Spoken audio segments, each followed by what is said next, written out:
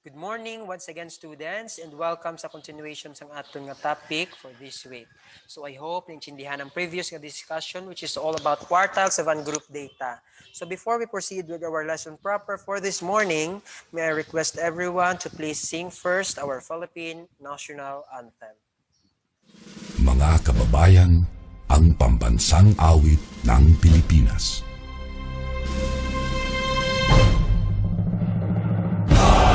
Mag-ibig, telas ng sinakanan, alam ng puso, sa titik mo'y buhay. Lupang hinirang, tuyag ka ng magiting, sa manluluping, di ka pasisikin, sa nagatang tutok sa simoy at sa langit mong bagaw, ay hinatang tulad, awit sa pagkayang minamahal, ang isang ng matawad mo'y tagumpay na naghihingi, ang bituin at araw niya kailan pamay di magdidinig, luman ang araw ng walhagit pagsinta, buhay langit sa piling mo, ang inigaya na pagkay mga amin, ang mamatay ng dahil sa'yo.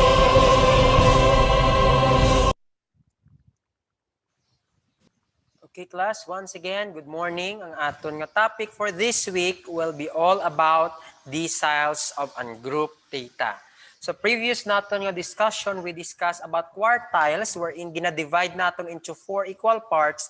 Diri sa deciles naman class, gina-divide siya naton into 4 equal parts. So ang aton Bible verse for this week, it is still the same, taken from the book of Psalm, chapter 128, verse 2. You shall eat the fruit of the labor of your hands. You shall be blessed and it shall be well with you. So kay class, decile, magsiling kita deciles, gina-divide natin ang data into 10 equal parts. Ang aton diri karong class nga formula is amo ni decile, ang I nato nakadepende kay decile 1 hasta na siya sa decile 10.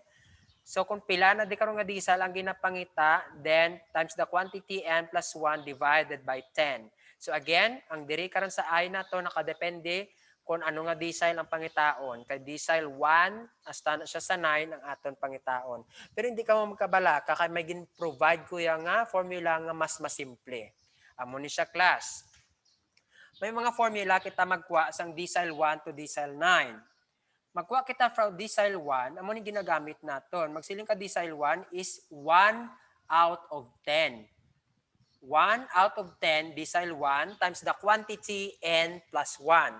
Constant ni siya ang atong plus 1. Ang n nato nakadepende sa kung pila man gyapon ang total numbers ang aton nga data. Same thing dito sa quartile naton.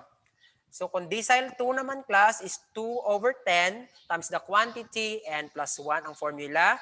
Magkuha ka naman decile 3, we are using the formula 3 over 10 times the quantity n plus 1. Magkuha naman ta decile 4, we use the formula 4 over 10 times the quantity n plus 1. And for decile 5, we use the formula 5 over 10 times the quantity n plus 1.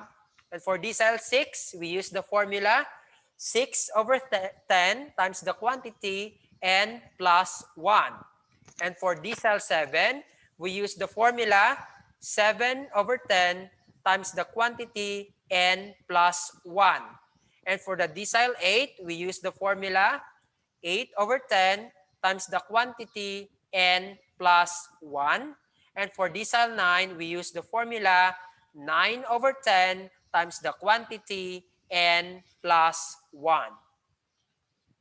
So example, these are the scores of 15 students of grade 10 in a 20 items test. So we have 1, 7, 9, 12, 15, 18, 20, 15, 14, 13, 15, 20, 23, kag 5. So ang ginahimo man diri naton class, gina-arrange man na siya naton in ascending order from lowest to highest na score. So, i-arrange na siya from lowest to highest. Then, locate man natin ang position of the scores in the distribution. Example, ginalocate naton ang decile 1. So we are using the formula 1 over 10 times the quantity n plus 1. Substitute lang ang value ni n which is 15. Kay 15 kabilog scores, kay 15 man ka students. 15 plus 1 is 16. 16 times 1 is 16. Divided by 10 is 1.6. Ang decile 1 naton class is ara siya sa ika 1.6 naton nga number ang iya nga posisyon. So ang himuon dira class, the same man gyapon sa ginhimo to naton sa aton nga linear interpolation sa aton nga quartiles. Waan naton difference ang duha ka values wherein ang D1 or decile 1 is situated. Ara siya sa ika 1.6. So between siya ni 1 kag ni 3. Therefore, 3 minus 1 is equal to 2. Next, kuhaan siya naton decimal part ang ari ang step 2 wherein 0.6 i-multiply ta siya sa results ng aton step 3 which is 2. So 0.6 times 2 is equal to 1.2. Next, ang paghahimuon, i-add ni naton ang 1.2 sa smallest number nga ginkuha naton diri sa step 3 which is 1. So 1 plus 1.2, ang decile 1 naton class is 2.2. Since ang aton diri class is ang aton nga position is decimal, that is why gingamitan ta siya linear interpolation. Pero kung whole number lang man na siya karon, same lang na siya karon sa Mendenhall and Senkich method nga gingamitan ta siya sang formula. Next, same problem. Kuhaan ta decile 3. So magkuha ka sang decile 3, ginagamitan siya sang formula nga 3 over 10 times the quantity n plus 1. So ang aton nga n is 15. 15 plus 1 is 16. 16 times 3 may ara kita 48. Si 48 divide by 10 is 4.8. So decimal gyapon. That is why gamitan ta siya gyapon linear interpolation. So makita na siya sa ika 4.8. So 1, 2, 3, 4. So, in between siya ni 7 kag ni 9. So, kuhaan ta difference ang 9 kag 7. So, 9 minus 7 is 2. So, kuhaan naman naton diri ang whole, ang decimal value which is 0.8. I-multiply ta siya sa result ni step 3 which is 2.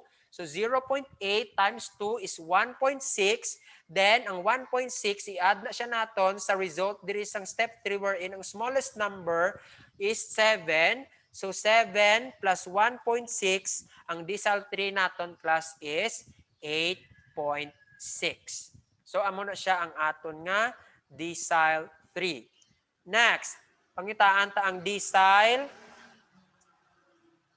Another naman din siya class, ang decile 5.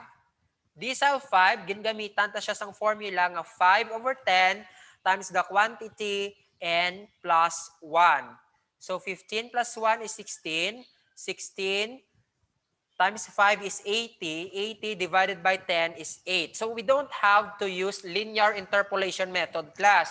Kaya ang measures ang position naton class is whole number. So ipangitaon naton ang ikawalo nga position. 1, 2, 3, 4, 5, 6, 7, 8. So we have ang 8 number which is equal to 14. Magpangita ka class sa naka-arrange na nga number ha, hindi ka dito magpangita sa babaw kay wala pa na na-arrange. Again, magpangita kita sang posisyon, dirigid kita sa naka-arrange nga number. So ang decile 5 naton is 14. So find the decile 3 of the following set of data. So may ara kita 19, 12, 16, 0, 14, 9, 6, 1, 12, 13, 10, 19, 7, 5, and 8. So first thing to do is arrange the numbers in ascending order. So naka-arrange na siya. Then illocate ang position kung anong ginapangita. Since decile 3 ang ginapangita, so we use the formula decile 3 is equal to 3 over 10 times the quantity 15 plus 1. So 15 plus 1, ang aton nga 15 diri class, amo na siya aton n, kay 15 siya kabilog. So 15 plus 1 is 16. 16 times ang aton nga 3 is 48 divided by 10 is 4.8. So find the difference between the two values wherein decile 3 is situated. So ara siya sa ika 4.8. 1, 2, 3, 4. So between siya ni 6 kag ni 7. Kuhaan naton difference ang 7 kag 6. So 7 minus 6 is 1. Next, ang himuon naton kuhaan ta ni decimal part. So 0.8. I-times siya naton sa 1. So 0.8 times 1 is equal to 0.8. Next is i-add tani ang results ng step 4 sa smallest number diri sa step 3. So 0.8 plus 6 is equal to 6.8. Therefore, decile 3 is equal siya sa 6.8. And for your activity class, amo lang to siyang aton nga pagkuha. Ang decile 1, may mga formula to siya hasta sa decile 9. So pasensya gid decile 9 na di hasta class decile 9. So pasensya. Okay, decile 9 na siya hasta class. Wait. Okay, for your activity hasta kita sa decile 9. Decile 1 to decile 9 gid inyo pangitaon. Show gid ang process kay kung wala process wala sang score. So isa lang ni siya class ka number para na ako na siya gani na arrange. So isulat nyo na lang gid ya ang step 2 hasta na lang gid sa kung ano nga step 5 didto. So hindi niya kamo kinanglan mag-arrange kay ako na siya na-arrange. All you have to do is kuhaon mo na lang ang decile 1 hasta sa decile 9. Show your process because no process no score. Sulat sa papel or sa notebook, hindi sa libro, kaya wala na siya sa libro. So if you have any questions and clarifications about finding deciles, feel free to message me so that we will address your queries and questions. So once again, good morning and God bless us all.